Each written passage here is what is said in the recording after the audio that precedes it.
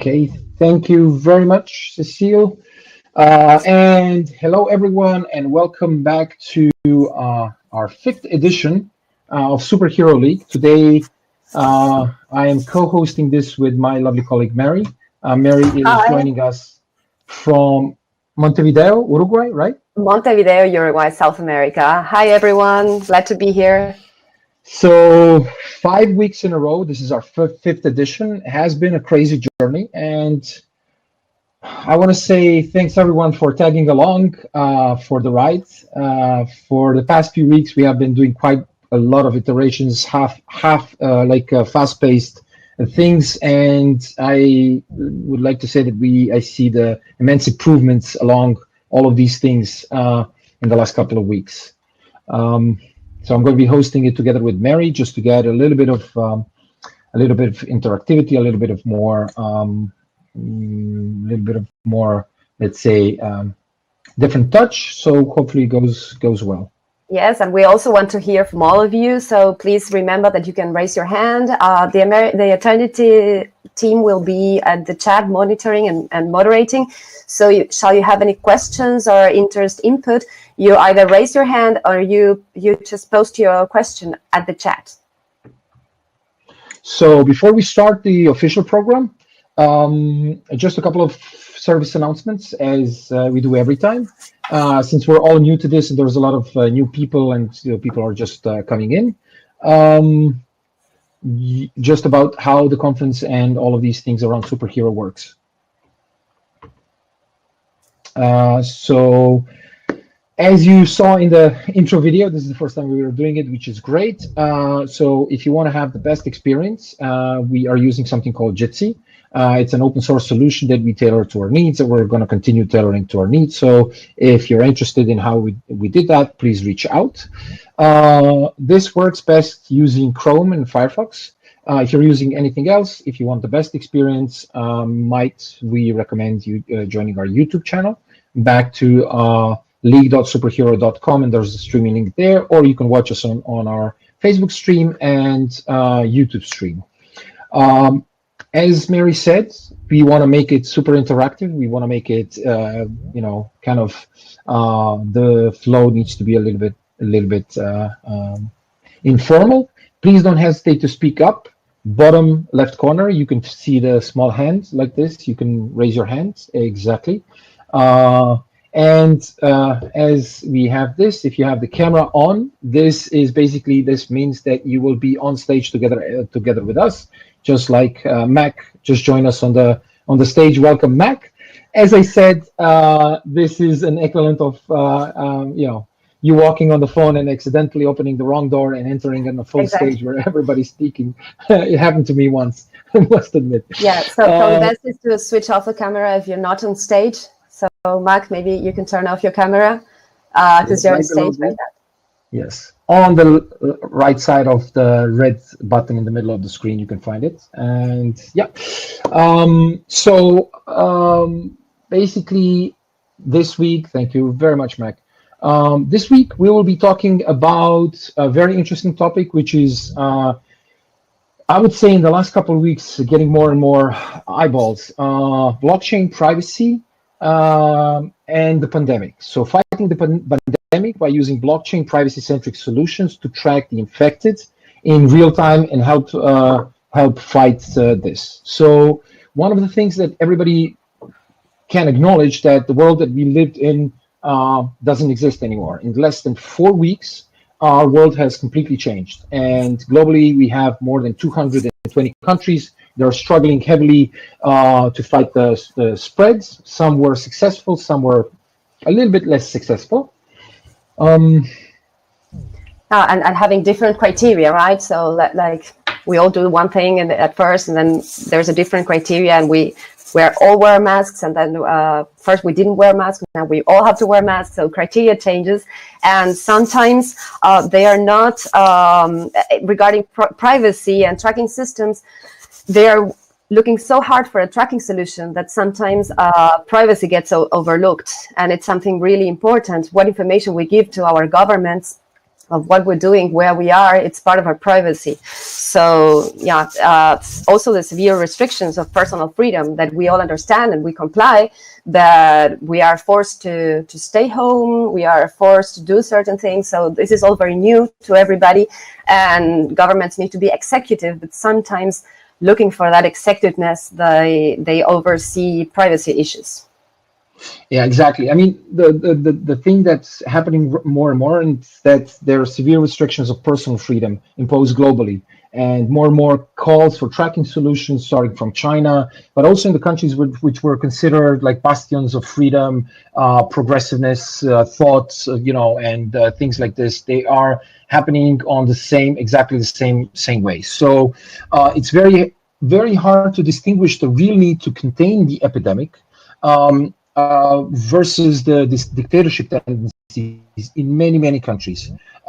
So it is our unique belief, core belief, that blockchain will be a very powerful and most probably, the only tool that is out there to resist these tendencies. So basically, to prevent indiscriminate tracking of individuals all across the world. And we have some interesting views from our speakers. Exactly. So we have 8 very interesting speakers today. We're going to go through a couple of different iterations. We have a panel, a short presentation, a fireside chat, and at the end we have a small brainstorming session, Q&A to make a conclusion. But before we jump into this, we have prepared something that we're going to go really quickly together. This is basically something that we come up with really quickly, as almost spontaneously, to show you basically what is happening out there. Working.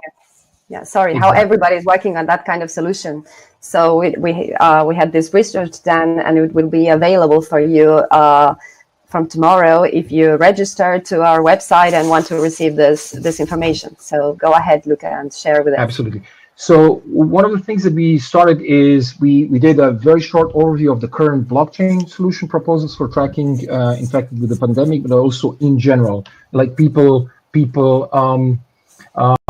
using different kinds of things. And we tracked across multiple countries and multiple continents with all of these countries, and we selected to see what kind of tracking apps are out there, from surveillance style apps that are used in China, but also in Singapore, also in some other countries. And at the same time, what we saw is an effort to counter this, proposals for decentralized apps, privacy sensitive apps, and this is going to be the crux of the whole situation. So we went through the different types of way that they track or attempting to track the movements to the way that they are actually fight this using Bluetooth Low Energy, for example, hardware-based solutions, but also mobile app solutions. This is in no way an extensive report. It's just that, we searched the internet and the forums and all of the mentioning about this, from Joshua banning all the way down to virus blockchain, and they're all in details mentioned along the way. So as I mentioned, if you want to see that report, because it tracks a lot of things, just sign up at league.superhero.com and click the link, yes, notify me about updates, and tomorrow morning you're going to get a report together with the link for our next week's conference.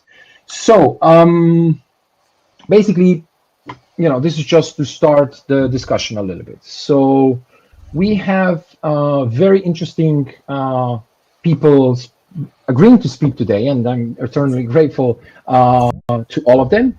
First off, we're going to start off with Alessandro de Carli, who is going to do a short presentation about a solution that he is authoring together with his colleagues called WeTrace, which is using, so it's a proposal, but it's trying to solve this issue of tracking people from different areas by using blockchain and privacy. Alessandro, now it's a good time for you to turn on the camera. As soon as you set up, we're gonna turn off our cameras. and you are more than welcome to join the stage. Thank you so much. It's a good time to put on some pants and turn on the camera, right? Exactly. So all right. The floor is yours. I'm going to give you 5 minutes just to, Perfect. Everybody's super interested in this, so the floor is yours. Please take over. Fantastic, yes. So before we go into this presentation, the very important thing to note and what we're trying to solve here is actually that usually, you know, you were talking about this dictatorship states. Usually this is a process that is happening, right? But step by step, at the end of the day, you will end up with a police state. And I don't think that you require a dictatorship necessarily. You just require fear. And at the moment, fear is all around us. And that's why everybody is very much afraid that in the end, it's possible that we end up with solutions that track people and we will never get rid of them. Now, my background lies in mobile security, and this is actually the company I work for and with, and it's a company that is specialized in providing secure mobile solutions for large financial institutions as well as blockchain foundations and companies.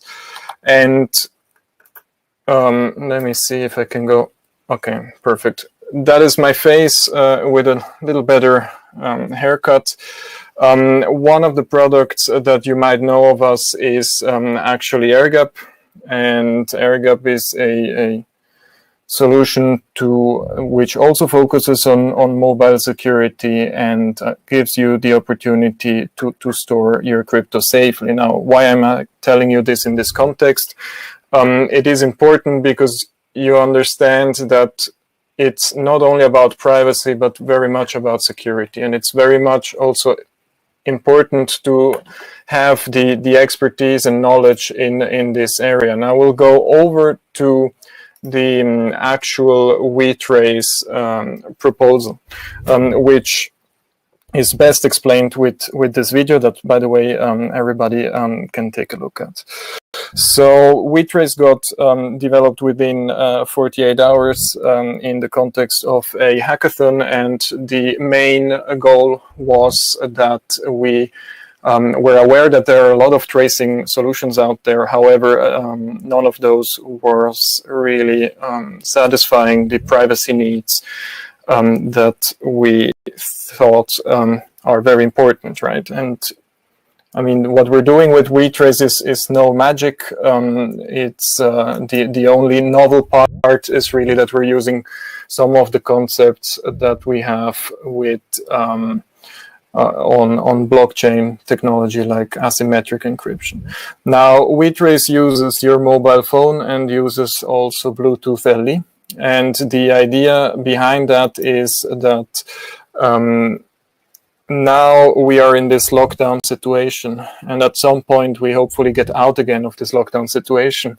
And WeTrace aims to be a solution that can help us really get out of this current stage and coexist with this virus.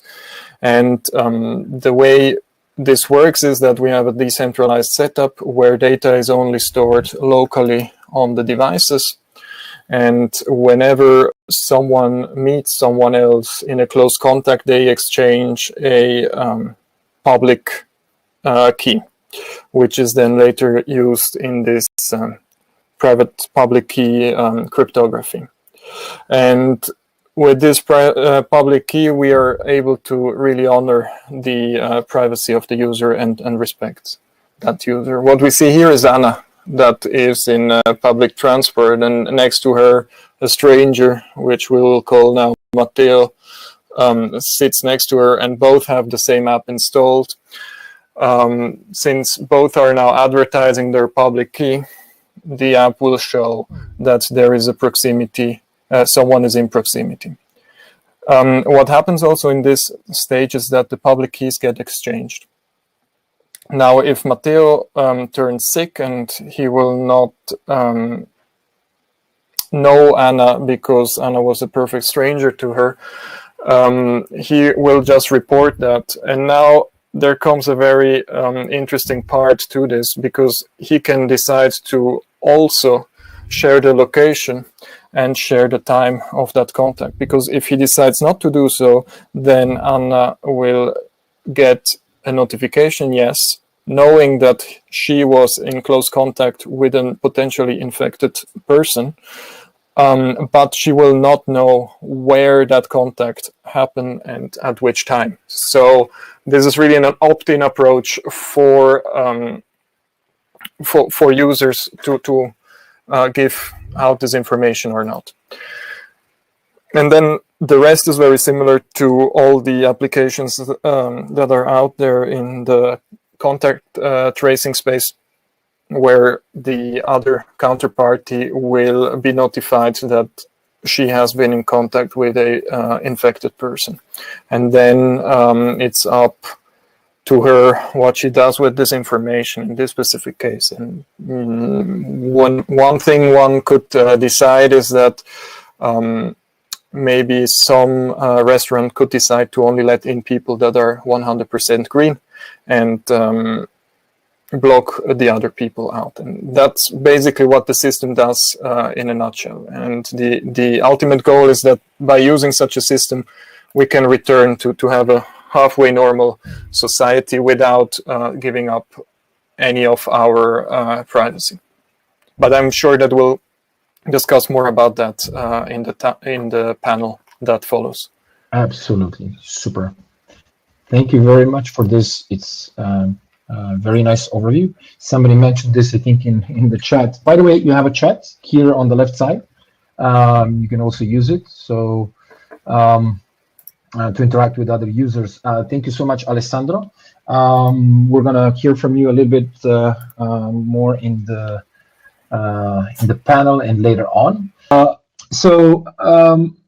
I think we're ready to continue for on the panel itself, and just wanna give me a second just to Theo. I think it's very safe for you to turn on the camera. We have Bastian, I saw him in the chat, and Alessandro again. But before we start, so just to reset the problem a little bit. So there is an underlying need to fix this pandemic, to help everyone fighting the spread of this. And there are some solutions that are absolutely desperately needed. I mean, why do we have technology in the first place if we don't use it for good? But there's a very thin line between the dark side and the light side, so to speak, of the force. And this is what we are here to talk about. So today we have together with us Theo Goodman. Theo is coming from a very interesting project called NIM. I recommend everyone to check what's NIM, nimtech.com, I think. We have .net, sorry, yeah. We have Bastian Blackenburg coming. Bastian is a CTO of Utu. And we also have, of course, Alessandro Di Carli from WeTrace. Can you turn on your cameras, guys, so we can start? Awesome. So the topic of the panel is how can tracking solutions help stop pandemic, but at the same time preserve the privacy. So that's the topic du jour. So as I would like to keep it, as fresh as possible, as lean as possible, maybe just really shortly, using like maybe 10, 20 seconds, introduce shortly yourself, and especially from the privacy aspect. Why is it important for you, and why are you actually doing something to help this? Okay, you want me to start? Yeah, Theo. Yeah. Okay. Yeah. Well. Yeah. I'm from NIM, and we're building a mixnet and a credential system, so that will give you network level privacy. So it's not a blockchain. It's actually a network with nodes. It's using a mixnet, and you can connect to it. You could connect an app to it, such as a tracking app, and then put the packets through it, and then you wouldn't have a fingerprint of of how the packets, the timing of the packets, etc. So that's what NIM is working on, and we're also working on Coconut Credentials, which is a credential system. So yeah, that's just a real short version. Okay, Alessandro, we heard a little bit from you, but why is privacy important for you? I mean, what's in it for you, I guess? Well, I think the big problem with privacy or lack thereof is that you will be forced to behave in a certain way, right? Because this will be used against you at some point, and I don't feel like giving up freedom should be something that we should aim for, and I think privacy is very important aspect of that. Hello? Okay, so Bastian. So in Bastian, from my perspective, it's also very simple. I think privacy is one of the most fundamental things that we need to protect, and it's very easy to slip into, governments and dystopian futures which don't protect this. Bastian, what's your perspective here? I mean, why is it something super important for you? I know you are building Utu, which is also a protocol, but something which basically protects privacy too, I guess. Okay, Sebastian is calling us from Nairobi, and I guess we're having we're going to have him a little bit later. Well, I didn't. Yeah, I think that. I mean, I didn't. I think I misunderstood your question, but yeah, it's of course, like everyone said, we could slip into dystopia. I think that right now, what's really important is we're kind of at a. This is kind of like a 9/11 moment, because so before 9/11, privacy, it was a topic, but it wasn't a real big topic. You know what I mean? Or being anonymous on the internet or anywhere wasn't a real big topic. I mean, people played around with PGP some. I mean, it's just from my subjective point of view. That's how it was. Maybe some activists fooled around with PGP, but that was pretty much what you heard. All of what you heard. You didn't hear the same what you hear now. And then after 9/11, if you wanted to be anonymous, then you were a terrorist, basically. So, so that was a big jump. So now we're in a case where it's similar. I don't know if you could say that everyone that wants to be private has the virus. We're not there yet, but we could have like some really weird situations where some governments are like, okay, if you don't give us all of this data, then you can't go through the border or you can't work or other things. So that's what we're at risk of. Yeah. And I think this is happening right now because I'm like religiously almost looking at the news coming outside, and this is exactly what's happening. So, for example, what's happening in the Emirates is you can fly, and they do a really quick test, but at the same time they use they create a database of all the people who traveled and are corona free, so they can track it. I mean, it doesn't sound much, but I think it's one of the, I would say, most dangerous things that you can do. I mean, either way, we're tracked, but never with swabs, DNA tests, and things along that. There's a very thin line between one and the other one. But I think coming in from this perspective is after 9/11, things stayed the same because once the threat was gone, we didn't go back to the old ways of doing things. The days before extensive screen checks and I don't know, somebody requesting your device to be unlocked at the border, otherwise you're going to get refused and things like this. And this is what I'm afraid of the most, because I'm the guy who I love to travel, and sometimes I use planes, sometimes I use a car, and I'm used to traveling freely anywhere in the Schengen zone, also in the outside Schengen zone. You just check and buy. And I think looking at it from this perspective, I think things can go wrong very, very fast. 4 weeks. 4 weeks ago, everything was fine. I mean, perceptually. But then in 4 weeks, things like swept in. really, really quickly. Bastian, I think sorry, Luka, I think that something that's really relevant is that people are listening, as you were saying, like almost religiously to the media. And some there are many people that are feeling like it is correct to be like to lose a little bit of privacy. They are willing to lose some privacy for the mankind's best way to go because we need the information. So something that I find dangerous as well is the fact that many people are convinced that tracing people and knowing their name and surname and where they were, it's vital for public health. So I think media has a very important role as well. So these discussions that we are having are really important to put the subject on the table and not get it disregarded, you know. So I think Bastian is back. Can you hear us? Can you hear me now? Okay, cool. Yeah, okay, so I was just... while Bastian figures out he needs to turn on the mic, maybe Alessandro, can you give us your perspective a little bit on this? Why privacy? Why important? Why blockchain? Why, I mean, you know, what's your perspective here? Have you had any personal, I don't know, experiences here, and why is it important that everybody else fights this?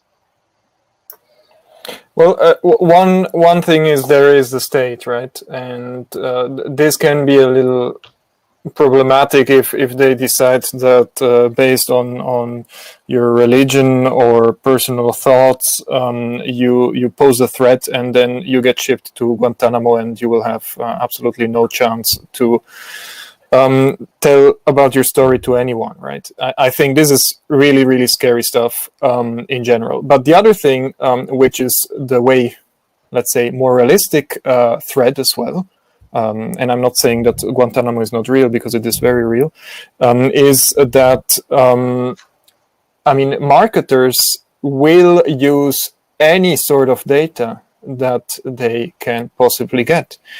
This is just the way big corporates work, right? Data is very valuable, and with data you can monetize it and get a lot of value out of it. And one thing that could, and if we're not really, if we're not super cautious about it, will happen is that the insurance on like health insurance, they will for sure be interested whether you are in close contact with people that are infected or how much you travel and blah blah blah, because based on that they can have a better profile and can also have a better risk assessment of you. And then without you even knowing it, you will pay more for a service only because of certain habits. Now, some people might say that is okay. I personally don't think that it is necessarily okay. Yeah, I think that's actually quite true. And one of the things that's I think more vivid for anyone, basically anyone who lived under an oppressive regime of any sort, can vividly remember the situations and even imagine how the situation could get even worse. And I think this is what scares me personally the most. And once you pass through a certain threshold, things can get a little bit even more. But let's start with a little bit. So I strongly believe that blockchain in general can be or is one of the only tools that we can help ourselves and general public to fight something like this. That because for one simple reason, it is the technology in itself is permissionless and censorship resistant. So if you propose a solution, if you build a solution that is adequate, better than anything proposed by any oppressive government, people will start using it, and things will, at least to some extent, be a little bit better. So any thoughts on that? And I think Bastian is back because I see there's no mic. Yeah, hi. I'm using my phone now. Maybe that's better. Cool. Yeah, I don't know. Jitsi always uses 100% of all my 8 CPU cores on my desktop. Maybe there's a problem there. I don't know. You should switch to Linux. No, it's well, whatever.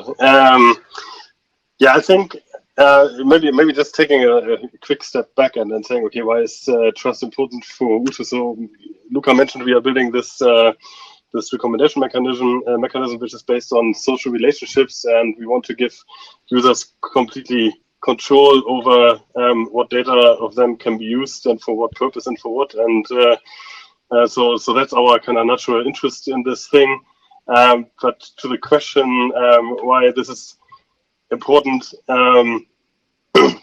well, if the thing about data is once data gets out there, it's you can't get it back in, basically. So I mean, you can ask people to give you permission to use the data, and then maybe they give it, and then what you really do with the data, that's in the end up to you. But so what you want to do maybe is to minimize what can be done with the data in the first place. So basically give better guarantees to everybody. And the kind of tracking apps that WeTrace, for example, is implementing is exactly pursuing that goal. So really keep the data that is usable to a minimum, and all the other tracking apps approaches out there, and they also say they want to do this, but most of the protocols have some flaws, and yeah, that's also what I would like to maybe to discuss in this panel if we get to it. Is later on we have a interesting fireside chat exactly about this, but let's talk about this because I think it's very important. So what I understood is that if we're not careful, we need to be very careful that the solutions that we build or we propose or they're going to be used are worthwhile, meaning that there is no way to extract the data from whatever the solution is in any way, because the security is quite paramount. And I think all three of you are quite well versed in this. So what are some problems that we're going to face while building these solutions, and is there any way to kind of universally fix them? Well, I mean, blockchains are not very good for privacy, so that I'm not sure. It's kind of doesn't really fit to a privacy solution, really. I don't know what that noise is. I hear a noise, but I don't think I'm not sure. I mean, like you said, it can be permissionless. That's good. It could be a network that a global passive adversary can't Sybil attack or can't control. But blockchains are inherently public in a lot of senses. They're not anonymous, and they're not very private. So I think there's a lot of danger. We have to really think about what we need to use as far as a blockchain. That doesn't mean you can't use cryptographic keys or some other kind of system like that. But I'm not 100% sure. I'm not sold that we need a blockchain solution for tracking, or that it's going to help privacy necessarily. It might help access, like you said. I'm not 100% sure. And actually, it's in some ways it's not that complicated, in the sense that it's the same privacy problems we have anyway. It's just really acute right now. It's just like now everything is in hyperspeed. We still need good network level privacy. If you're going to use blockchain, then you need to have, some kind of like zero knowledge proofs and any other kind of privacy solution. So really nothing changed as far as the privacy, just that we need it faster more than ever. But on the other hand, the governments are also running to try to find a solution too.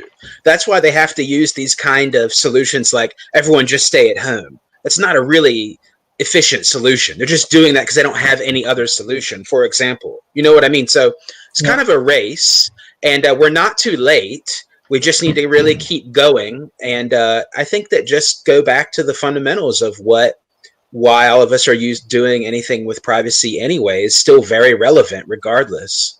So now I see my big head right there. That's fine. But yeah, I don't know. What do you guys think?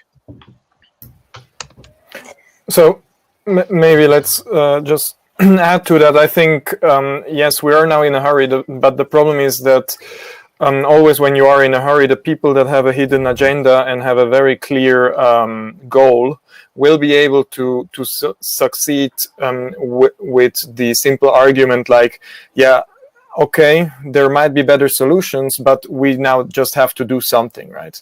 And I think this is very dangerous, because I'm 100% sure that those people will push for their agenda and might be successful, and then the stuff will stay. Because it's always, when you have introduced something, it's always difficult to get rid of it actively afterwards, right? So, yes. And regarding your blockchain comment, I also agree on that. I think that the only beneficial part of a blockchain in this context is also that this virus knows no borders, right?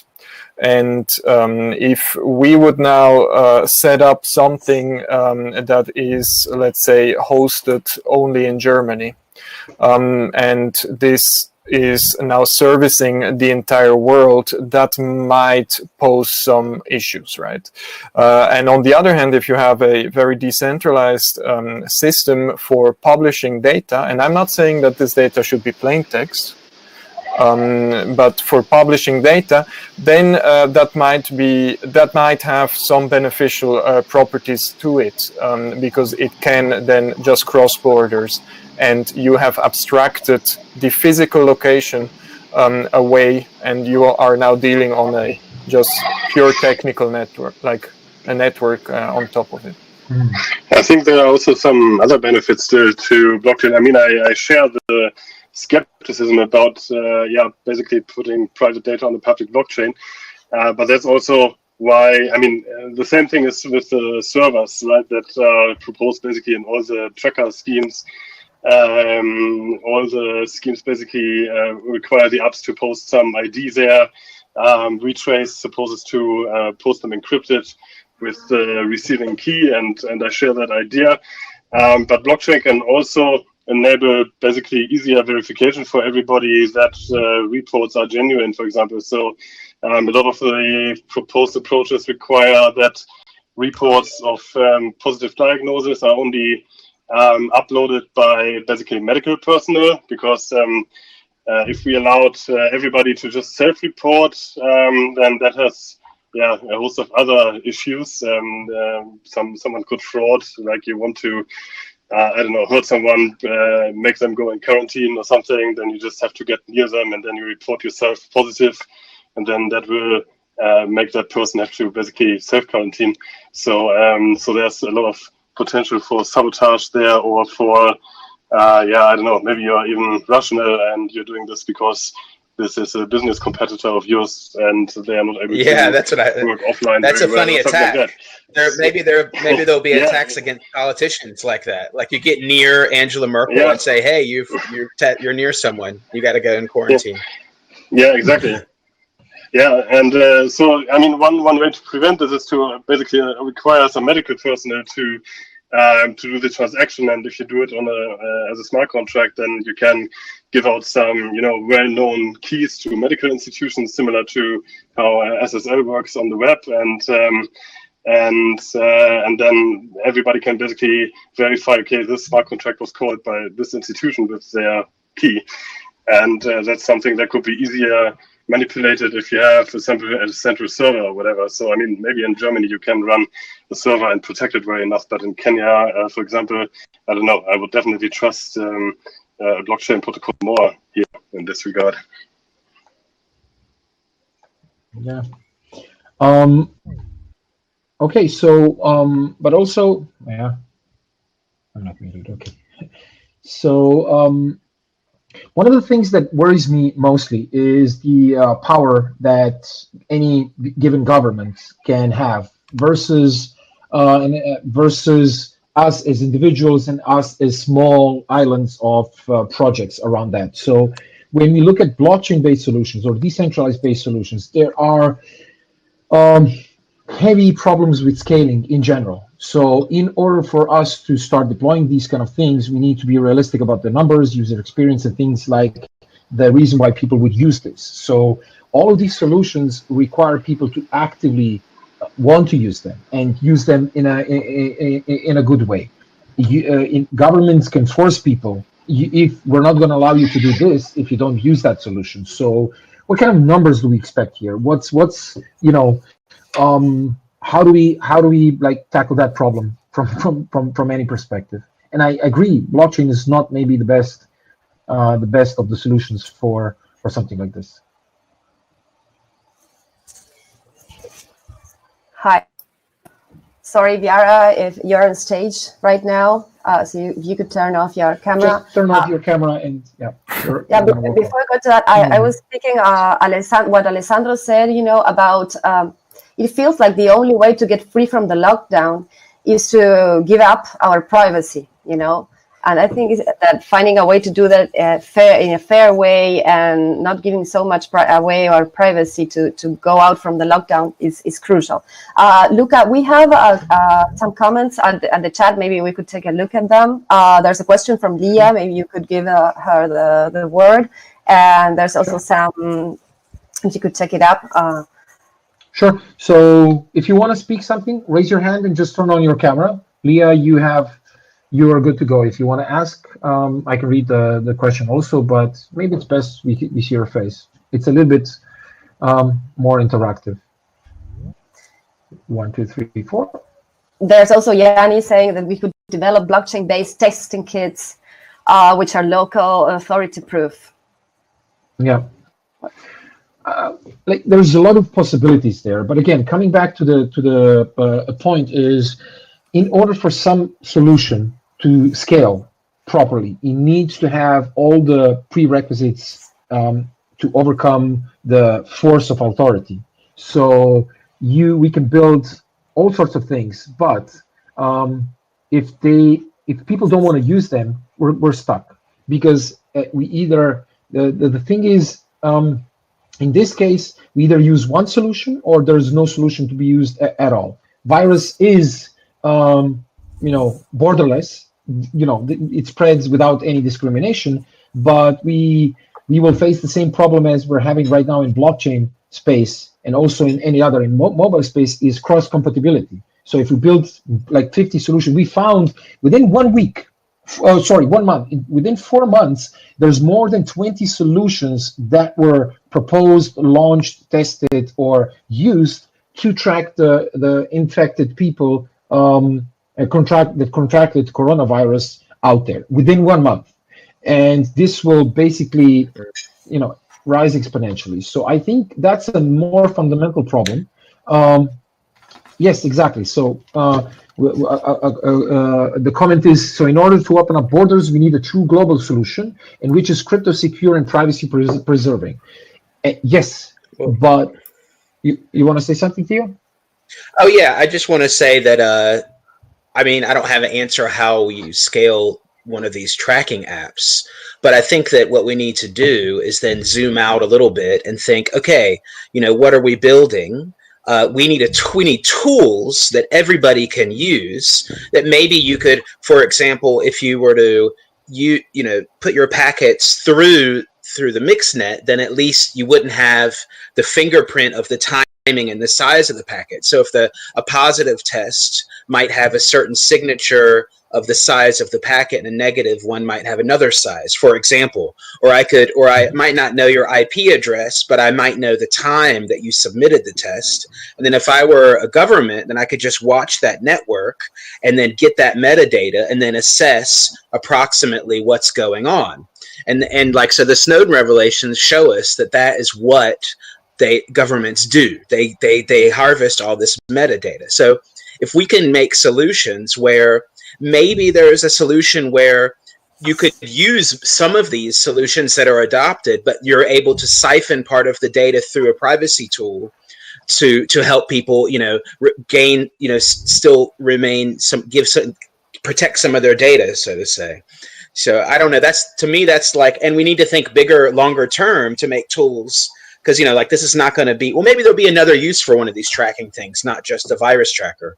But there's going to be, we're going to need tools in the future for ongoing things, not just this pandemic. Absolutely, like a universal ID. But again, So, may I add something? Sorry, Bastian, go ahead. Hans. Yeah, I just wanted also to remind people that so basically Apple and Google are developing their own tracking approach, and they're going to build it into iOS and Android themselves with the goal of releasing this in maybe the app in May, and then integrate it into the mobile operating systems a bit later. And I think when that happens and people start using it on large scale, then probably that race will be over and they will win. So I think any solution that we build, we need to build quickly and get basically out there. I think that on that, there are two aspects to that. One is I'm not sure that they're really building the solution or they're just building the APIs for applications to then later on have an easier way to and more battery efficient way to implement the tracking solution. The other thing is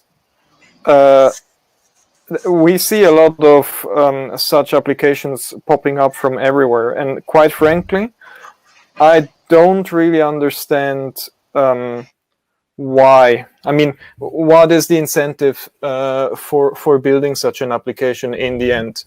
And one thing might be that it is all very altruistic and people are actually trying to just help, which would be a very nice view.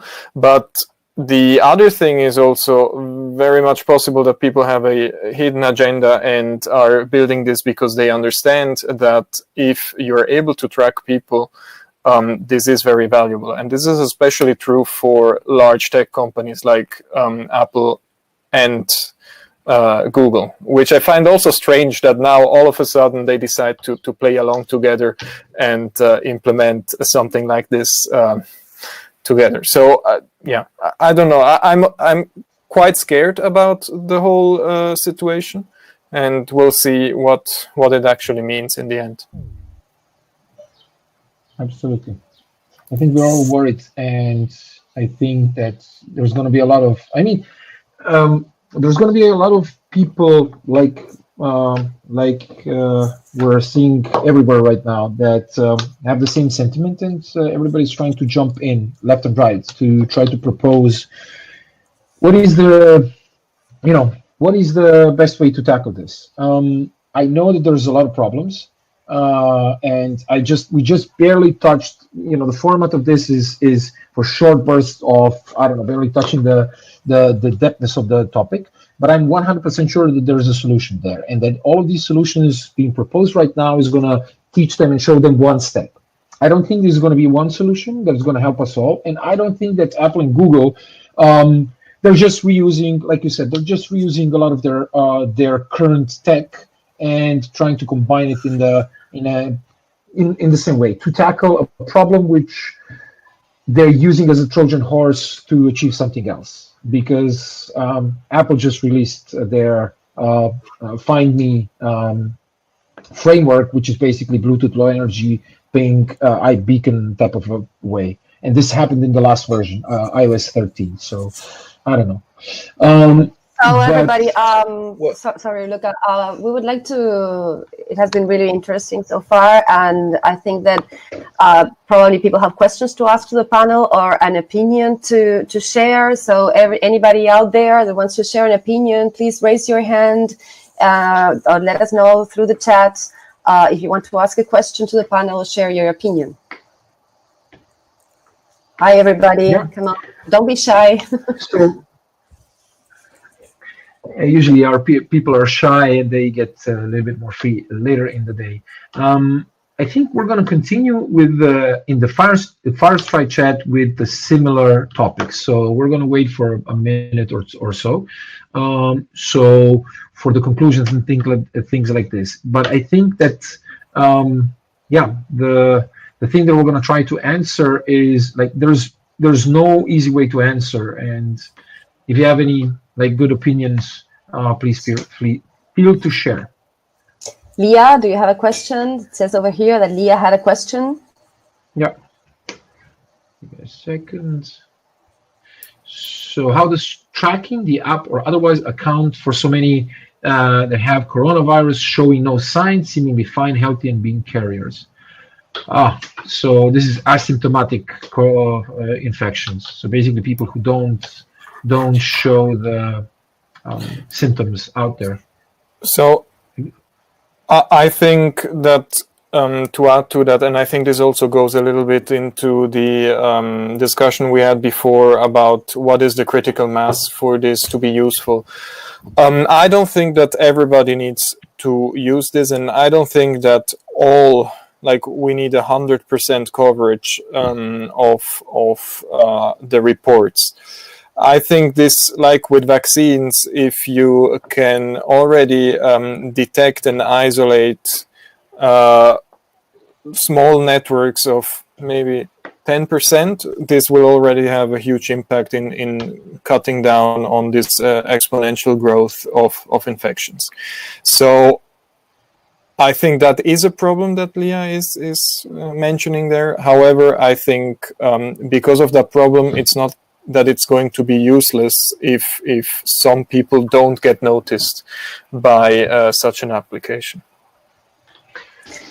Yeah, I think it's exactly the point of this kind of application to help with that, because it enables you to know when you've come someone near who has been infected. Okay, not 100%, but that enables you to self-quarantine. So you might be actually infectious yourself, and then the app tells you that maybe you should stay at home, because you might not feel symptoms yet, but you might be infectious. So that's kind of the point of the app, really. So we have two more.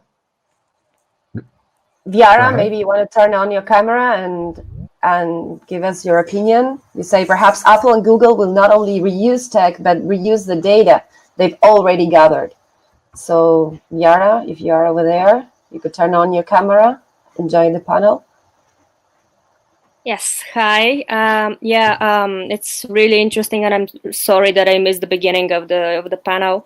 But what you mentioned made me think, because I've been following the whole thing that Google and Apple are basically becoming friends in order to save public health and whatnot. And apart from a publicity stint and technological way of kind of moving forward, it's also interesting to track what they're gonna use from what they've already gathered, and how that's gonna kind of mix with the information and data that they're gathering. Because it's also a good way of showing, hey guys, we have this data that is pretty useful right now, so what about allowing us to collect it and to just use it in situations like that? Which is, from my perspective, which is a big issue when it comes to data protection and kind of making excuses for past violations. And then sharing it to the advertisers there and whoever else, volunteers and things like this. Interesting perspective. Thank you, Viara. By the way, Viara is one of our speakers later on, also concerning privacy and from a legal standpoint. We also have Deepak. I think we're going to wrap it up after Deepak. Deepak, if you're here, you can turn on the camera or just turn on your mic and start talking. Deepak has a different view that you definitely need tracking to happen for the larger good of humanity. However, you still do not want to have your privacy given. How can you deal with this situation? And definitely something like zero knowledge proofs should be working here. You only need to mention if the person is corona positive or not, which is actually true. So this can be one way to actually tackle this. Yep. Yeah, exactly. Okay, so do we have Deepak here? Hey, I'm still here, Luka. Okay, you wanna comment some? Sure. No, but thank you for reading that out. I mean, that's what I wanted to comment about. So, but yeah, thanks for reading it out. I definitely see. I mean, that's the whole point. You still want to be tracked, but at the same time, you do not want certain aspects of your privacy, aspects of yours not being revealed. So how do you deal with this situation? And what happens to all those European laws of your data? So I don't get the term, but your data staying within your country, you cannot kind of get it out of your country. what happens with all those laws, you know? Yeah, absolutely. I mean, I think, again, thinking back 4 weeks ago, things were more or less all right in majority of the places except for China. And all of a sudden, 4 weeks later, or 5 weeks, 5 weeks later, things like blew up in the air. And I really hope that we're going to find a good solution for this. And I want to thank all of the participants of this panel, for their contributions. And I just want to invite everyone from the audience, if you want to contribute something, please reach out to any of these young, smart gentlemen and lend out a helping hand. Even if you just need feedback or anything else, any kind of help is absolutely necessary. Bastian, Alessandro, Theo, thank you very much for participating in this panel. We're going to go for the next one. Theo, you can stay on the stage because you are part of the next one, and I'm very interested in your opinion. And we also have Clifton Harstoff joining us from Nominate. Clifton, maybe it's best you turn on the camera right now so you can join us on stage, or accidentally stumble upon, and things could be that. So before we start, this is the Fireside Chats have a different format. I'm going to try to speak as little as possible, and I would like to see and hear two conflicting opinions. The topic is interesting: non-blockchain versus blockchain tracking solutions. A critical overview of both, and what is the true one. Hey, and hello, Clifton. Thank you very much for joining us. And you're muted. You need to unmute, and we could hear you perfectly. So thank you for joining us and welcome once again. The topic is non-blockchain versus blockchain tracking solutions. So we just heard an opinion that Google and Facebook are not to be trusted, and we should trust cryptographic, provable things. I want to touch a different point. So even with the things that Alessandro, Bastian, and Theo mentioned, even with the WeTrace and other style protection, encryption, and decentralized solutions, there's still a lot of possibilities on snooping and capturing data, even without this. So without big efforts. So is the added complexity of encryption, added complexity of decentralization, when compared to things like Apple and Google and some others are preparing, worth it or not, in order for us to launch and deploy something quickly? So what I'm trying to figure out is, we have on one side someone whose privacy is super important. On the other hand, I'm trying to get a counter opinion, which basically means to an end or means justify the end. So maybe, we can start with you since you just joined us, Clifton. What do you think? Sure. Yeah, I can speak to some of what's happened in the U.S. recently regarding, let's just say general security parameters. And traditionally, that sort of thing would be led by government agencies, or at some level, typically federal within the U.S., and I would say probably similar within the EU. But what we've noticed in with the types of security that have been deployed, it's primarily come from independent organizations or industry groups. So they've been the ones that have been driving a lot of the higher multi-factor authentication, things of that nature, cryptographic keys being embedded directly into mobile devices, and that's driven by industry, primarily the financial industry. So my sense is that as we move more and more digital, I think that industry will probably drive a lot of that. And if the recent political wins are any indication, it seems that it's going to be much more driven by private industry. So that's my assessment so far. Theo, you want to comment on this? I don't know. I don't know exactly what's going on in the U.S., but that's really interesting. But regardless, even those private contractors, they're gonna need, or they're gonna want to have some kind of network level privacy too, because they might not trust the government spying on their network and harvesting all the metadata. And even if it's a big enough other competitor contractor that has enough resources that's monitoring, what's going on in their network to kind of assess, hey, do they really have about how many is their data accurate, what they're reporting, et cetera, et cetera. So I think regardless, so that's something that contractors could use privacy tools for a business use case, and we as individuals could use the same privacy solutions to keep our data sovereign. So I think that's why I think it's good to build tools that we can use, because this is not going to go away. This issue of privacy, even though we need real fast solutions right now, this is just starting. This is just like a new 9/11. You saw how that took years and years of laws were added, and then at the end, you took off your shoes and touched your nose before you went through the security check. You know what I mean? So it's gonna happen. I see something like that is developing, and now we need tools to help us or help companies remain, keep their data private. Okay, so we have on one hand, I tend to agree that a lot of how would I call it, like private institutions or private cooperatives, like Open Handset Alliance, or we have numerous of them. They are pushing some of the good things when it comes to like global protection and things like this. But then at the same time, I think Alessandro mentioned earlier, they do this not because they're altruistic, they do this because it serves a specific agenda.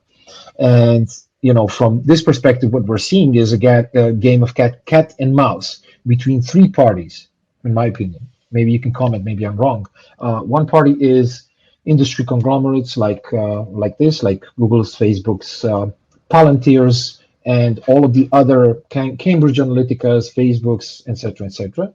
On one hand, the governments and the government institutions. We all heard what is happening since it's happening. For example, with I think Apple and FBI and some agencies, which basically they request the unlock and the backdoor and the secret key and all of these things, and people who are building privacy-centric solutions on blockchain or non-blockchain on a service layer, on a network layer like Theo, and I think that's a healthy thing. I don't think if either of the, let's say, parties prevail, it would be good for the end consumer. Okay, care to comment on this a little bit? What was your question again? So basically, the statement from my side is I see when you talk about privacy, you have enthusiasts on one hand who are actually pushing privacy-centric things. People like, I don't know, Palantir guys, Institute of Crypto Anarchy, Paperly guys, everyone else. On one hand, you have institutions and private companies like Google, Facebook, Palantir, Cambridge Analytica, Facebook, etc., who earn money, massive amounts of money on this. And then on the third side, governments, who are, although democratic, also have an underlying needs that they want to serve by installing backdoors, by having the need to spy and snoop on everyone in terms of protecting this. And I think that if any of these sides prevail, especially in this situation, is going to be a bad thing. And maybe I'm wrong. Maybe we need something like this in order for us to prevent a pandemic like this happening. If, for example, we had a way to figure out what's really happening in China, maybe we could have imposed some restrictions early on. There's a few things going on. That's definitely true. If we had good data, then we could have, maybe prevented the spread better.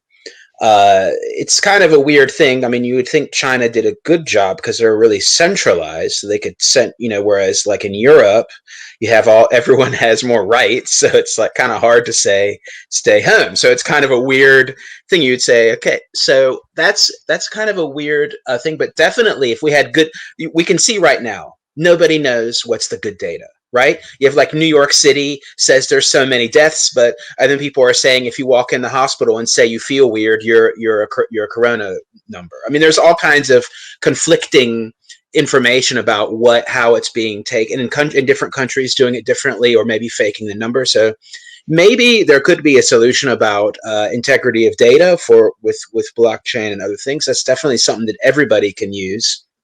I think kind of to what you're saying, it's hard for us as individuals or as privacy advocates or something to compete with large global adversaries like governments or huge companies, but we can make tools that can help us do that, I think. And also, I think people are waking up slowly a little bit, because usually, it requires a little pain for people to wake up.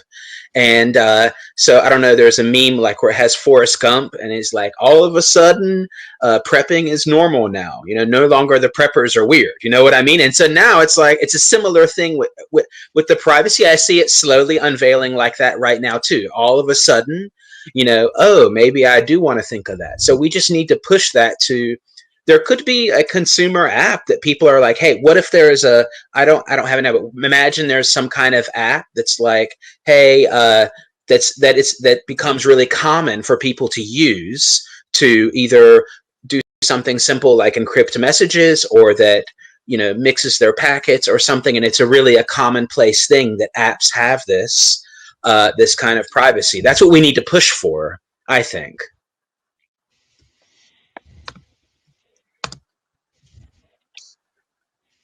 From my perspective, the way things are structured now, it's a little bit more straightforward. We generally know how industry treats privacy, but the way the world is moving towards, in 5G, for example, in their software-defined radios, and the growth of a company like Huawei, and what percentage of the internet is going to run over their networks, that's going to be a different question.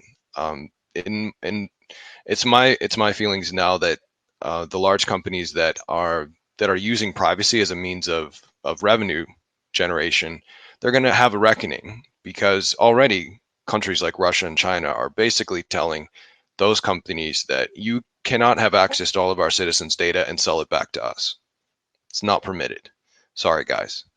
So they've been locked out of those places, and increasingly China will export that technology. And if you're a leader of a country, why would you allow Facebook to monetize your citizens' data?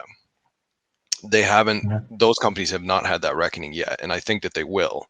And when that does come, it may come about from a regulatory perspective. If they're smart, they'll start to do it on their own and start to, I don't know.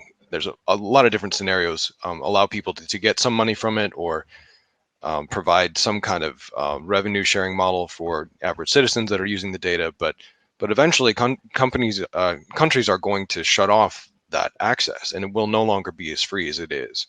China's already done that. They did that for political reasons early on. They could never have suspected that there would be so much money involved, and it'd be such a great economic advantage too. So I think that's a huge thing. Starlink is going up. I'm sure everyone is probably following that. And when we have global satellite internet, that's probably going to change some things. It's going to be a different internet, and so I'm very much in favor of blockchain-based protocols, tools that we can use. But we're still very much in the hub and spoke days of the fiber optic cables, and we're going to be there for a while, unfortunately. Yeah, I think that's true, but things can move quite fast. As you said, just a couple of years ago, I mean, before GDPR and all of these things, you had China, for example. China banned Facebook. China has protected their own citizens' rights and data privacy, so they can exploit it themselves. So not to allow anyone to monetize. I mean, that's a consequence of how GDPR started later on. But what I'm afraid of is that things happening right now, currently. So instead of Facebook, they have Baidu. Instead of Amazon, they have Alibaba, Alipay, and whatever. So there's a disparity between what people think how much their data is worth and how much the data is actually worth to some companies. And even though people in the blockchain space know this 100%, there's still a lot of us who are behaving very casually with this. And I think this is a normal human condition. But again, privacy, should we believe companies like Apple, Google, Baidu, and Alibaba, Amazon's, and things like this, when they start venturing outside of their scope to build solutions like this? This is my biggest fear, what I have right now. So for Google, it makes sense. For Apple, it doesn't. So I'm not trying. I'm trying to see what is their end goal. Why would they want to build something like this? There's no money in it, at least not from what I see. Maybe in a perspective of this a little bit. Well, the data is the money. Everybody knows that.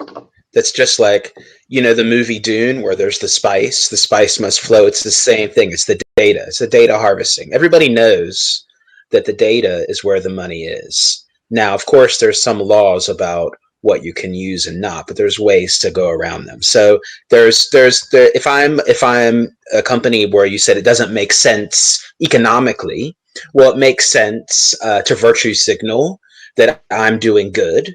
It makes sense for free marketing. It makes sense to get them as a customer because they know my brand name and they have an app they trust already, for example. So there's a lot of reasons that might not make straightforward economic sense, but make sense even if I don't use the data in a malicious way.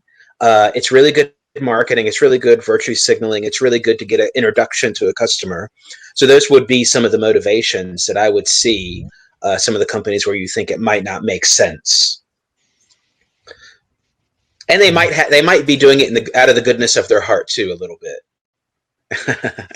Maybe. I don't know. I mean, maybe when I was younger, I used to believe that there is. I mean, corporate and corporations and big companies are made of people, and people. There's some smart people and there's some good people in like bad people in each and every one of them. As I get older, I wouldn't say I become a little more cynical. I just I see more abuses on a daily basis. So I guess this kind of freaks me out a little bit. But again, I'm a person who is a realist, and I'm trying to balance between the need to not go fully underground despite of everything that's happening around me, and still participate as a full-fledged digital citizen of this world, and go fully dark as a consequence of this. And I'm balancing this quite nicely. I think, again, we are closing into almost time for the next Fireside Chatter panel. So I would like to allow again, invite again people who want to comment on this, or have a perspective on this. Maybe I'm completely wrong. Maybe someone has a better idea. Maybe some of the speakers just want to expand on this. Again, the question is, blockchain versus non-blockchain, or should we complicate things or should we rush things in the meantime? In the meantime, while you guys and girls are trying to figure out, we have Bastian. It's a comment. We have a very cool. There's a life of its own in the chat, so people are commenting on top of this.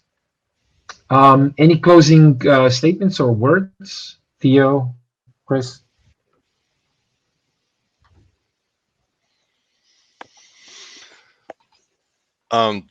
Just Clifton? a general, just a general high-level view. And, so it seems to me that a lot of these things will be reactionary. So Apple will build something reactionary, Google, Facebook, they will, without really considering long-term consequences. That's part of what's being debated here.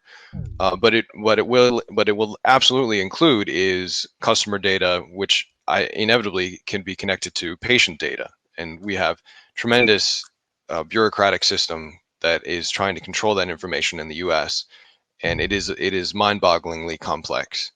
So one long-term element I hope that can come out of this sort of situation is that we have some kind of a unified system for communicating patient information to healthcare providers, doctors, the insurance companies that can provide greater benefits to people. If the data is there a way to safely use it and to reduce the complexity for healthcare providers?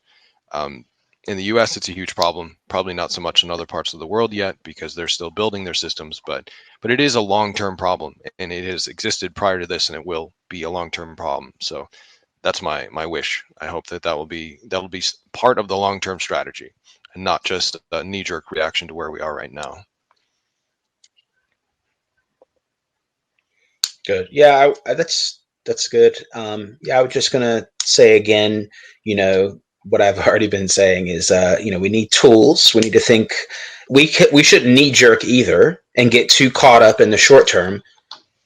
Of course, something changed. We're in a pandemic, but nothing changed. We still need the same privacy tools we needed before the pandemic, and we just need them more than ever. So we just need to keep hammering on of what we're building, and now now we have a chance. More people are going to see, hey, that's important. Hey, maybe I need to help build that. Maybe I need to throw some money at that because they see how it's important through this pandemic now. Just like I said, like all of a sudden now preppers are normal. Well, now all of a sudden privacy is becoming a hot topic and a normality of our lives. So that's what we need to use to our advantage now. I think that's a very good message. I mean, both of you. Thank you so much for participating in 5th edition of Superhero League. Hopefully next week you're participating again. Thank you very much. And we are going to go for the next panel.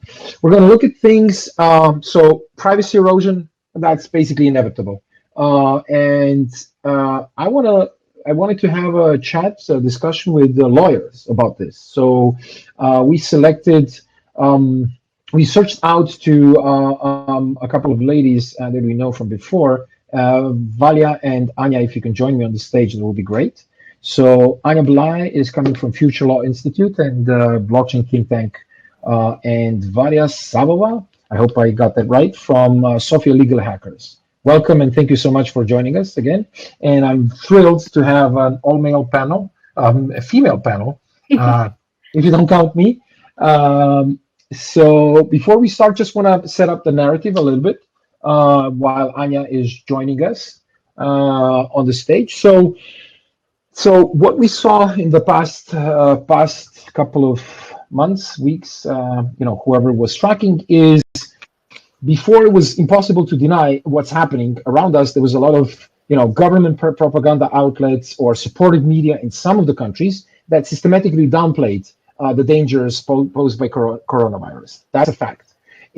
For example, in the United States, you have Fox News that blame the Democrats for this. It's Joe Biden's fault. It's Bernie's fault, and it's not that big of a deal. In Serbia, in Turkey, they went all the way down to a different extreme. So they had pro-regime media, claiming and giving voice to so-called experts that claiming that their populations were genetically protected from the infection. I really chuckled when I saw that. So, initially the first knee-jerk reaction to any populist and autocratic leaders were, they were completely unprepared for the pandemic.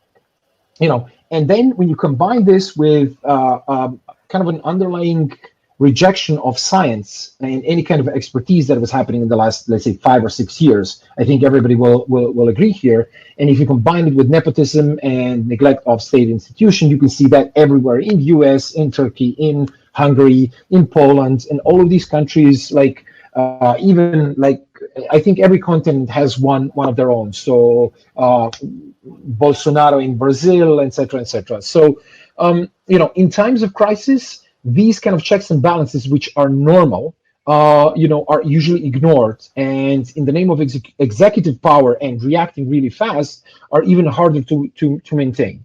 So what we're having right now, although the whole situation was eroded a little bit, things are getting even worse, I would say. So today we have 2 lawyers, and I'm very curious to see what they think. So I need your strong opinions here. So the danger is that the temporary solution, what we see happening here, can become permanent, and this special threat, which will eventually go away, or we will figure out a way to fight against it, by using technology that we have, is it blockchain tech or something else? It's in either way. So first question, and this is supposed to be a conversation, and I'm trying to mix it up a little bit, is, so we have companies like, I already mentioned it, Palantir, Alibaba, with unprecedented power and unprecedented data. Do we end up in a dystopian future in the next 2 years, or do we go back to normal? What do you think? Whoever wants to go. Well, it really depends, I think, what you consider to be normal to begin with. Because it's really... So the situation in January, I would say. Yeah, because when it comes to privacy issues and what we consider to be an all right behavior and whatnot, we have quite different expectations even from our governments, of course, but also even from the perspective of the technology we're using. So, for example, in Europe, something is considered normal when it comes to privacy that has, I think, way more restrictions than things that are considered normal in the States, and let alone China, for example. So, but what I think is going to be really important right now is to actually not let certain surveillance methods and things that are happening to become a part of our life, and not just part of our life, but part of our mindset, as something that we kind of start expecting. Because an interesting example is when it comes to human rights, because I come from human rights background. But it's interesting that the usual way human rights are developing is that you expand the right once more violations are happening. But that's not what happened after 9/11, for example, when we started restricting rights, saying, hey guys, there's this danger out there, so we have to limit our privacy, for example. We need to just start considering that, okay, the government might track us because it also has to track terrorists. So we really need to be careful not to draw the line and say, hey, let's just collect as much data as possible, and we might need it in the future. So yeah. And how do we draw the line? What is the best way for us to draw the line? I mean, what can we do? That's what I'm asking myself. So I'm a failed lawyer, and I always, like, my first reaction was, why don't we sue everyone who breaks, who tries to break the law? Why don't we bombard them with, things like this? What do you think, Anna? Well, first off, what is actually the law, right? I don't know what the situation is in your country, but for example, what happened in ours, I come from Slovenia. First, we just introduced a couple of soft laws, soft guidelines pretty much. So those weren't really binding on anyone. But what happened was that we had a lot of co-idiots. So people weren't really respecting those guidelines, and all of a sudden the country wasn't really left with any other choice but to introduce the hard law. And now we are having this mega law that kind of introduced quite a lot of these articles. I spoke to one of my colleagues, she's a lawyer as well, and she actually cited a lot of provisions and a lot of these new laws or tweaks of the laws are actually being passed in a very shady way. So she's been actually looking at the official book of all the laws every single morning, and she's been telling me, like, you wouldn't even know. The media is not reporting on anything. I mean, we now know that there's like a mega law right now outside, and you have law houses, you have established lawyers, you have the accountants, everybody's looking at how these provisions are now going to apply on our lives and how they're going to be affecting me as an individual, how much human rights I'm still having.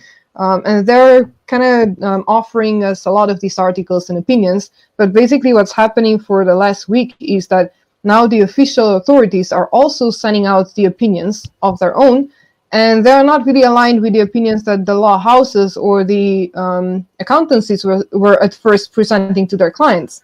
So, like, for me as a lawyer and for the law houses, it's hard to understand how these articles are going to be applied in reality, and I cannot even imagine what that means for a human being that is not a lawyer.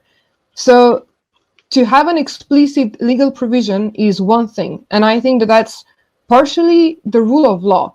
if there is like a huge situation and a crisis like we are going through right now, of course, there's going to be some changes to how the rule of law actually applies, right? We're going to have to kind of get used to have legal provisions that are not really aligned with how we have the human rights in place. And yes, we can kind of say, you know, we're going to lower the amount of human rights, or we're going to lower that threshold, but we do need to think of the proportionality on one side, and then on the other side, there needs to be necessity present. So I don't know. I mean, I can see that some people which have COVID go to the store and they sneeze all over the fruit in the store. And to me, that's like, that person should be in jail already. Like, those people are pretty much just like terrorists. But on the other side, I mean, if I do have a disease and I became immune, and, you know, we're now sharing all these data and sharing all the location, that means that I'll be in a database for forever, yeah, if the database is not really well put together and if there's not necessarily privacy measures in place. And I don't want that to happen. I don't want my data to be online and available to whomever actually has the access to it, just because we did not think of the cryptography in the first place or stuff like that. So yeah, I mean, I don't know if that answers your question. But you actually did, because what is evident that is happening right now is that this is severe incompetence. And there's a lot of people, usually politicians, a lot of politicians are lawyers, and they should know at least how things, like how laws are passed and how things work. When you pass a law, how are the consequences treated, exemptions and things like this. What I'm seeing as a universal rule, not only in Slovenia, but also in Croatia and Bulgaria, in Austria, in all of the countries, that there are like these knee-jerk panic reactions of just pass the law because people are crazy. They're batshit crazy. But then let's flip it the other way. Everybody's talking about Sweden. Sweden, they have recommendations. They don't have any like special decree. They said, look, guys, I mean, it's up to you. If you want to die, go and walk. We recommend you not to go. If you're over 60 years old, don't go out. But they didn't lock down, they didn't quarantine, at least to a certain extent. They will still get hit, but they didn't pass any special laws. They passed special laws that will help their economy on one hand. So is it, erosion of privacy? I connect this with erosion of competence in our governing apparatus. I think, and from one perspective, I may be radical a little bit here, but I also... You do have to take into the account the...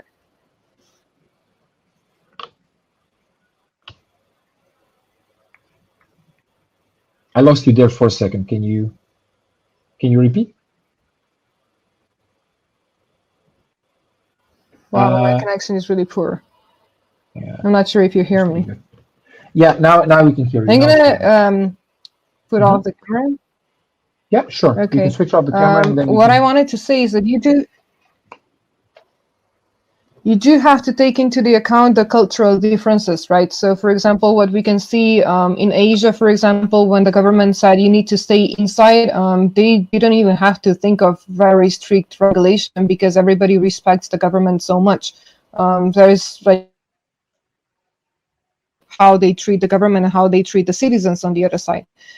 When we are speaking of, for example, the global south, or in comparison to Sweden, what is very well known for the Swedish people, Norway, Finland, and all the northern countries is that they don't really hug. They don't really share kisses. And when they see each other, they barely even shake hands. So that's like something that you don't really need to take care when you think of how to flatten the curve. The cultural differences are being very effective already.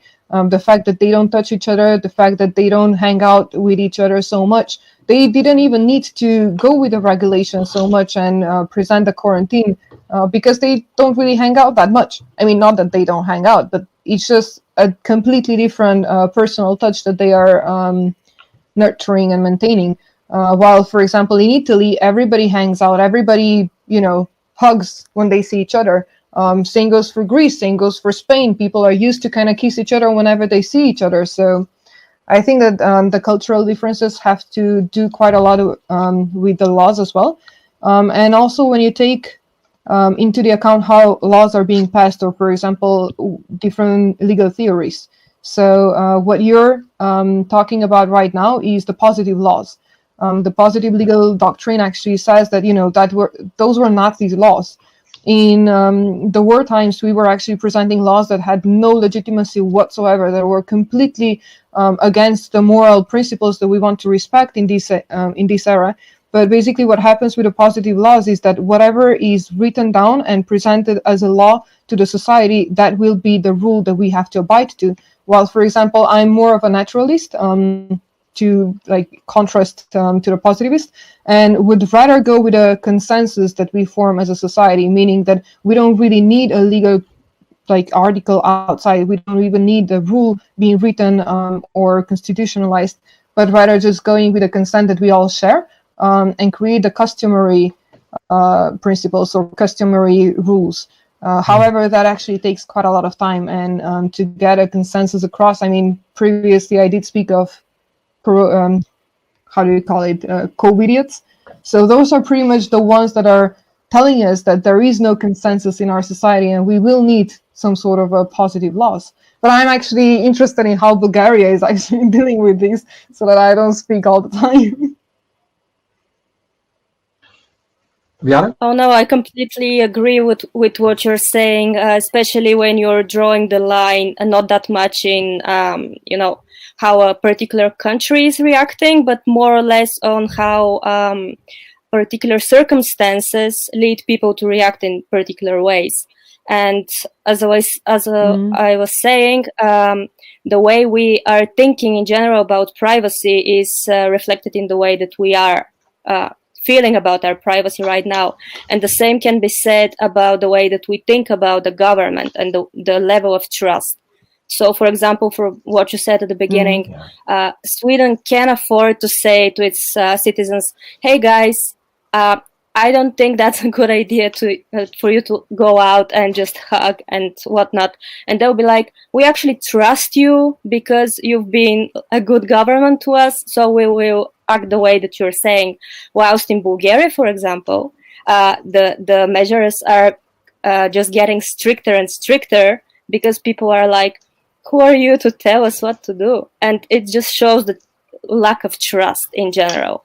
So this is beautifully painted, because I think you have this kind of a uniformity wherever there is a lack of trust, where people like uniformly don't trust their governments because usually historically their governments abuse their power massively. You have this thing. Italy is no different. Spain is no different. They have a constant struggle for the past I don't know how many years, and they had 30 years ago. They just exited a severe dictatorship. So in the case of Spain, so I think it has to do something with this. And but again, human rights, that's a basic human need. And yes, okay, there is a critical situation right now that needs to, let's say somebody needs to take over at least part of the power, because we collectively, in a decentralized way, are much less efficient. But I'm looking at it from a legal standpoint. If I was Hungarian and what happened in Hungary, this is basically their supreme ruler, their president, can do whatever he wants right now because he has no things like check. How do you as a lawyer can live with this? I would go crazy. I mean, I thank God I can suppress it and ignore it a little bit. And I say to myself, I can always go underground. I don't care. What do you think about this? Yara? Well, to tell you the truth, I think China is the perfect example of how an authoritarian state handles it, and how a state that has almost absolute control over its citizens can at first go really wrong, but then use the control to actually produce some good results. So at the beginning, it was because they pretty much controlled the whole information flow. They were like, okay, it's not such a big deal. So they let a lot of people just travel across the country, outside the country, and they kind of suppressed the information in their own social medias. But after that, after they figured out that it was a serious issue, they just overnight closed the borders, closed the inside the country travel. So they kind of utilized the control that they have as one pretty pretty controlling country for in a constructive way. So at least they reduce the spread of the disease in the country. So from this perspective, yes, it's bad to have this overall control of information and things like that. But when it comes to actually stopping the physical spread of a disease, it's much, much easier when you control the borders.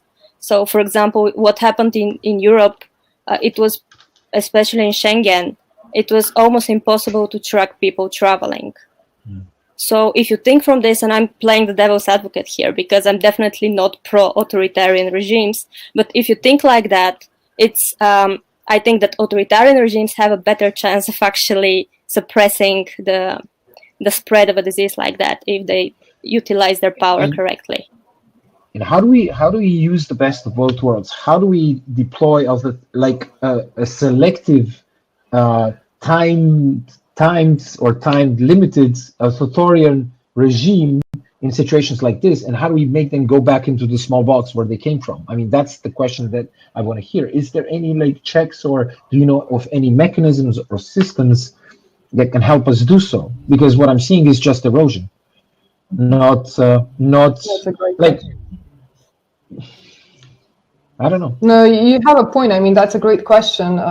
Pretty much one of the possible ways to go is to present the sunset clauses. So whatever laws you're passing, usually you limit the duration of those laws, meaning you put it into effect on day one, and then you say, okay, this law is going to be effective for 30 days or something. And then once the situation is over, the law should actually be lapsed as well. The problem with a lot of these surveillance measures is that these laws usually don't really have sunset clauses, because why would they, right? It's actually in the governmental best interest to kind of have this control or check and balance in place.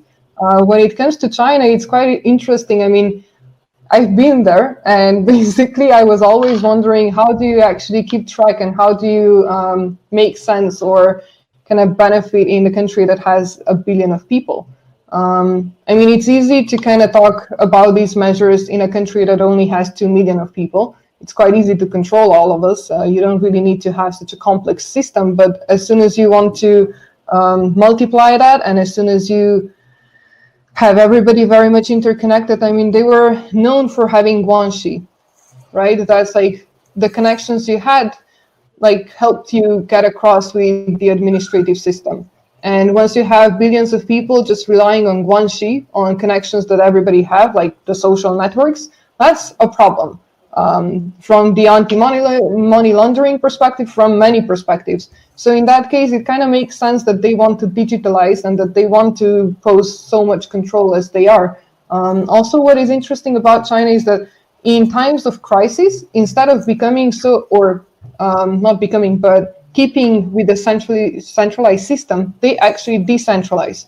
So they provide much more effective control to smaller local authorities, which is interesting because in fact, what Europe is doing, we are actually trying to rely much more on the government, on the bigger authoritarian regimes, and trying to rely on the European Union, although I'm not really sure it actually is being very effective right now. Yeah, that might actually be another topic. But that's a very interesting. That's a very interesting. Maybe for the next talk. Sorry, go ahead, Mery. Sorry to interrupt. There are a bunch of questions at the chat, so maybe we could take a look at them. It's Deepak. Sure. Sandy is asking for the word. Some issues relating trust China's information. So maybe you can let them. Any of you, Deepak, Sandy, press the mic and you can speak, or press the camera button and you can come on stage. Please have some clothes on before coming on stage, and I'll start reading the questions. And just a side note for everyone. So we will be continuing doing these events until this is over. So if you want to send out a suggestion, next week you should talk about did Corona kill the European government and how blockchain can help this, or I don't know, DAOs and how can we replace our political systems with DAOs or any other topics, please, reach out to us, stay later in the networking, or go to league.superhero.com and let us know. But we're going to questions before final closure and brainstorming. We have Deepak. Deepak has an opinion. Is China really out? Did China really solve their problem? I'm guessing. I believe that they're still suppressing a lot of information, and countries and companies are now looking at moving out and away from China as a consequence of this. And Sandy has a follow-up question or follow-up statement on this. Can we really trust China's information about containing the spread? This is the thing when you have centralized governments and when you have not centralized, but let's say dictatorships, because in effect, China is a dictatorship of the proletariat or the Communist Party. You cannot trust anything what's coming out of there. They have something called the Great Firewall of China, which means that only information which are allowed can go there. So, but you can apply to that to a certain extent to every government, including the Swedish government. The reason why Swedish people are trusting their governments is because historically, for the past 100 years, they don't have any reason not to. So for the past 100 years, they have been always, maybe 80 years, not 100 years. They have been historically correct and right and protecting their own citizens and people. But if you look at the countries that we are coming from, or let's say majority of the world is coming from, that's not true. You have abuses left and right. You have only 50 years ago. When was the fall of the Berlin Wall? In 89, right? So this was 10 years ago? 20 years ago? Yeah, maybe. I just remembered my day. You had Stasi, you had very, very aggressive suppression of all of these things. So it's very, very fresh to us. So I think that's not too far away from us. Sia has a comment that Japan is funding their companies to move out of China too. So they have they created a fund, 72 billion with a B US dollar fund to help Japanese companies to relocate back to Japan or anywhere else in Asia. And Deepak, again, look at New Zealand, India, and countries where you still have some democracy and you're able to contain the disease and taking people along. It all depends on the leadership and the decision-making capabilities. Care to comment, maybe, ladies? Yeah. I will start with China. My personal experience was that no, the information that comes out of the authorities and out of the technology that they're providing is definitely not reliable. I was there when there was quite a lot of smog. Basically, for 14 days, we weren't having clean air. And we were using the American app that was having locations and devices around Beijing, which was kind of offering us the information and was tracking the pollution in the air.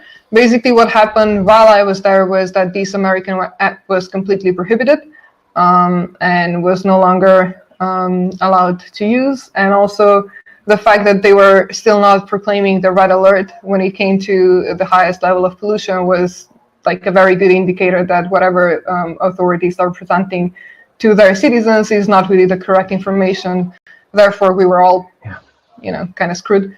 But yeah, that was my personal experience. And when it came to the climate change, I can definitely compare that crisis with the crisis that we're currently having with the coronavirus. That's one. China is actually a bigger, not really a problem, but a challenge to really comprehend what is happening, because they've been investing quite a lot into the Balkan countries and into the infrastructure of Africa. So also, for example, if you take a look at the supply chains and how we are getting all the medical equipment across, you see that this is far more complex, and it's not only about whether they are providing us with the right data when it comes to how many are still being affected by the coronavirus, but it is affecting severely the economy as well. Yeah, basically, apart from, of course, I don't personally believe that the information that's coming from China is that reliable, but what we can see is that they have taken measures and those measures are working. So basically, it's easier to take measures such as what they did when you are an authoritarian state. So from this perspective, it's easier to control a disease when you have control over the country. And but also building on what you just said, it's also an interesting topic that's just emerged in the last couple of weeks, that we are relying way too much on China and what it's producing. And basically, this epidemic made us realize how easy it is for this whole thing, this whole cheap labor of sorts, to just stop, and for companies to just stop producing things because they're so reliant.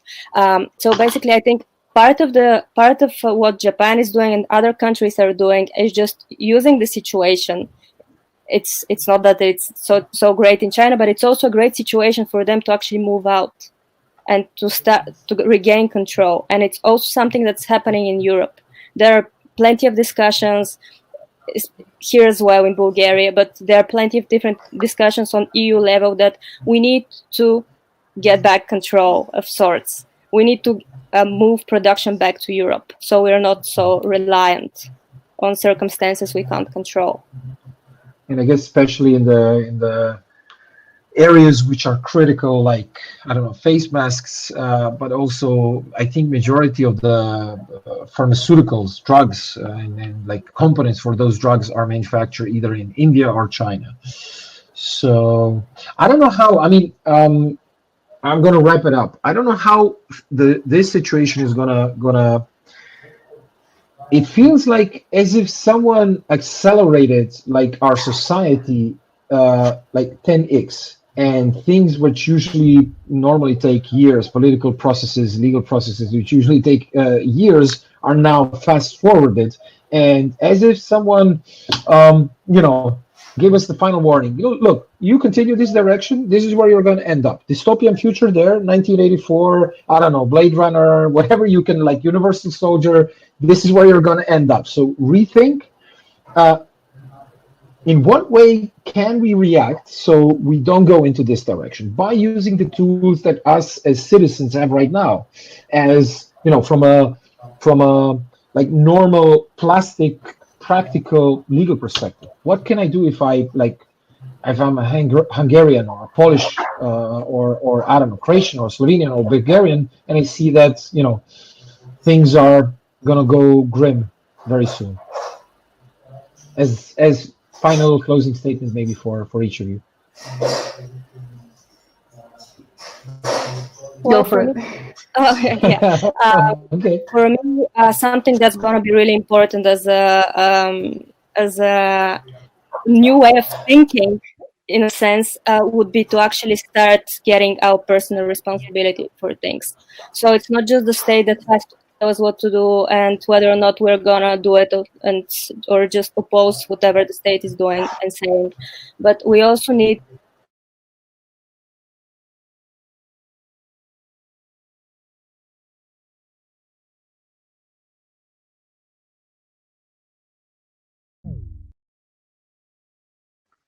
Okay, I think you need to unmute yourself. You were muted. Sorry about that. Oh, I'm sorry. Was I muted from the start? No. Just the last sentence. Oh, okay. Yeah. So something happened. I don't know what. But yeah, what I was saying is that basically we need to understand that our own personal responsibility has a really, really big part. And for example, right now, the education in Bulgaria is fully digitalizing, even though the state has not done anything to do so. And why is it happening? Because the schools are initiating it, because the parents are initiating it. And right now we're regaining control in a sense. And I think it's the same with data. And I'm really optimistic if we have to go back to the whole blockchain, DOT discussion. I'm really optimistic about the whole digitalization of data and of privacy, and the taking back control sort of mindset that blockchain in general brings. So I really think that it's a good time for us to understand that, yeah, we have power, we have responsibilities coming with that power, and we shouldn't be that reliant on what the government is saying.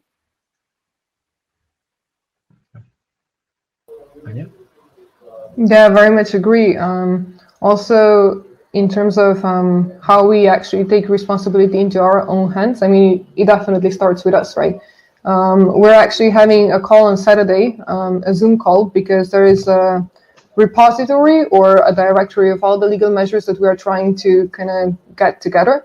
It's incredible to me and kind of frustrating that we still don't really have like a database of all these policy responses and legal measures that are presented in each country. It's like, one, it's hard to kind of see what is happening across borders, and to know that, you know, countries are to some extent just copy pasting all the responses. It would be interesting to track the development, and also it's kind of part of building a preparedness plan for the next pandemic. We do believe that it's not really the first one, nor is it the last one that we're going through, and I kind of have a feeling that this is going to be our new normal. We're going to be living with surveillance measures, so we kind of want to keep track of it. Legal hackers are part of the group, so more than welcome to join. We're going to be doing that for 2 weeks at least. Then after 2 weeks, we start with the visualization and the mapping process. But seeing so far the development of all the countries and how legal measures are being adopted, this is actually going to be an ongoing thing. So the more of us there is, the better. And yeah, that's definitely part of the responsibility that you were mentioning. I very much support that and agree. It does have to do quite a lot with ourselves. Just to kind of answer Cecile, yeah, there are ways actually. One thing would be to approach to this as a personal responsibility. The other way is actually going through the International Court of Justice. That takes time. Also, there is quite a lot of economic measures that countries can impose to each other, embargoes, for example, and sanctions. But I do believe that following the consensus might be a much better approach, especially dealing with China, who's, yeah, I might actually go quiet because this is live on YouTube, but yeah. Yeah. So we have Sandy. Sandy, if you want to talk, you can just click the button and talk, but it's in the comments and I can read it for everyone, so you don't need to read it. One question which I really don't get: if we want to move to decentralization and move out of government interference in general, how can we do that if the government can pull laws limiting freedom of movement, speech, etc.? How do you strike the balance here? Who decides what is the limit of the interference? Okay. Wasn't that in the first place why we actually came up with decentralization? I do believe that a lot of these blockchains are actually presenting like the antipode. So the more we pose restrictions on a citizen or individual, the more there's going to be attention, and the more of us is going to go for decentralization that cannot be controlled by the governments. Although my wish or hope is that these two institutions or these two movements actually come together at one point, because it's kind of good to have governments. It's that's actually something that is missing in the blockchain space quite a lot. For that purpose, we've developed the DGov in the first place, Distributed Governance Foundation, and we are trying to deal with what are the on-chain and off-chain governance processes, because nevertheless, I mean, it's going to be people creating that code, and we've seen in the past how governments are actually imposing personal liability and responsibility whenever there's something going wrong with a code, a bug or, you know, exploit that should not be happening.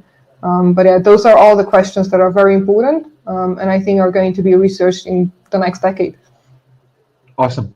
And how do we? You mentioned the group, the Zoom call. Is that a public thing, or okay? How do we join? I mean, where do we sign up? Let me post. Okay. The link is going to be open.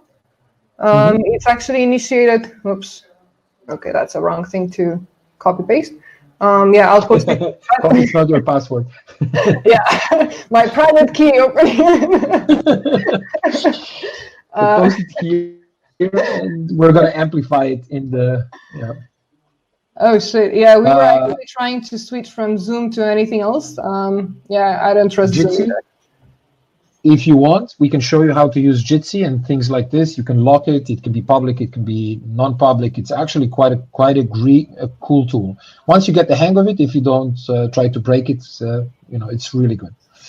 I'm totally open for it. The only problem is that we have quite a lot of lawyers in a network, and we are kind of backwards. Sorry to say that. So this is WebRTC. You click and it's open. So Yeah, it's magical. sure. No install, no nothing. So it's great. So post the link here if you want to join, and I'm going to ask my colleagues to amplify the message a little bit later because I think it's very interesting and very important. Thank you so much for joining us. I think we should have these kind of conversations a little bit more. We should include lawyers a little bit more. But you're a special kind of lawyers. You're the good kind of lawyers, the ones who say, let's think, let's go, not just forbid things. Thank you so much again for agreeing to join us, and hope I'm going to see you next week together with us. And for everyone else, if we're open for suggestions, so if you have a special topic that you think it's interesting and it's important to talk about, and it has a connection to blockchain, of course, the current situation that everybody is in, and anything else like bread or China or legal situation or anything else, let us know. I think my colleague Mery is going to post it here, b.superhero.com, talk suggestion. Just send us anything. It can be a panel, it can be a monologue, it can be a fight, whatever you want, because we're trying to make this platform as open as possible. So we were supposed to have a conclusion about the whole topic of this, but I don't think we can have a conclusion because I think everybody here I think agrees. Nobody knows what's going to happen in the next couple of months. The only thing that we can observe and start proposing solutions. In your case, the solution is to propose legal ways to combat like major issues that we have right now, and how to change the governance model in general. For example, how do we go from 18th century style democratic governance into something which is modern and 21st century and utilizes cryptographic security and zero knowledge proofs and things like this. Anya just posted the invitation for the collective resource sharing sprint. I'm definitely going to join, not for the full 3 hours, but I'm going to join at least for like half. Because it's from Croatia. Yeah, and we will. So the official part of this this event is now officially over. We are going to continue as soon as I grab a beer in the networking session here. We're going to stay. We're going to have colleagues from the development track, because in parallel we also have the development track where developers talk about things which are super important to them. And we can hang out and talk a little bit here. If you want to talk, just turn on your camera and microphone and we can kick it off.